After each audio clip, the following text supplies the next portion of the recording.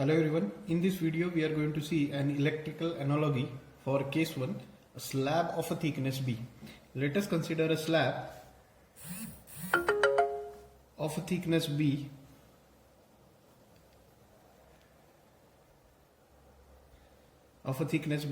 Let T1 be the temperature of surface 1, T2 be the temperature of surface 2. Let K be the thermal conductivity of material of a slab. Let H1 be the convective heat transfer coefficient with surface 1. This is surface 1. And H2 be the convective heat transfer with surface 2. Let T infinity 1 and T infinity 2 are the temperature of the fluid interacting with the surface 1 and with the surface 2. Now from the electrical analogy we have Q equal to delta T upon R total, where delta T is the temperature difference and R total is nothing but your resistance, total resistance across temperature. So delta T is represented as T infinity 1 minus T infinity 2, and R total will be R convection 1 plus R conduction plus R convection 2. Now how I have written three resistance. First resistance will be between a temperature difference of T infinity 1 to T1. That is, this will be the convection resistance.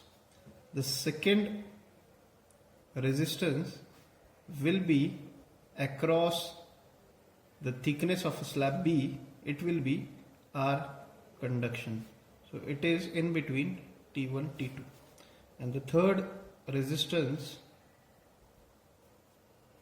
will be again a convection, as it is from the surface to the fluid. So it is in between T2 and T infinity 2. So what will be my R convection 1? So R convection 1 is equal to 1 upon H1A. R conduction will be equal to B upon Ka, and R convection 2 will be equal to 1 upon H2A. Now all these resistance are arranged series way, so that's why your R total will be R convection 1 plus R conduction plus R convection 2.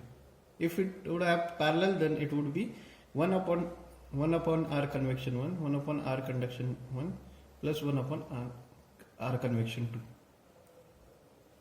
Further, we just put the values.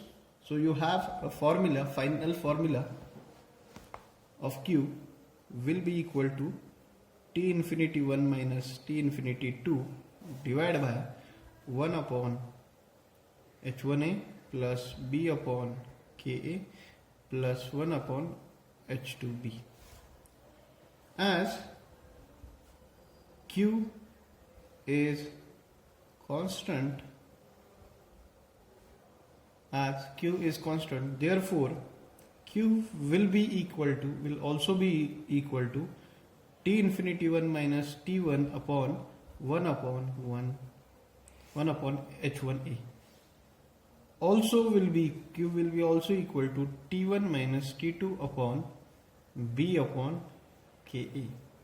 And finally it is also going to equal to T2 minus T infinity 2 upon 1 upon H2A.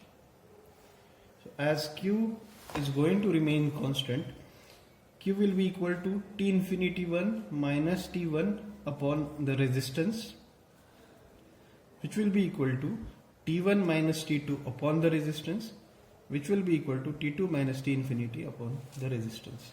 So you have got these two formulas from which you can evaluate the heat flow rate of a slab of a thickness B.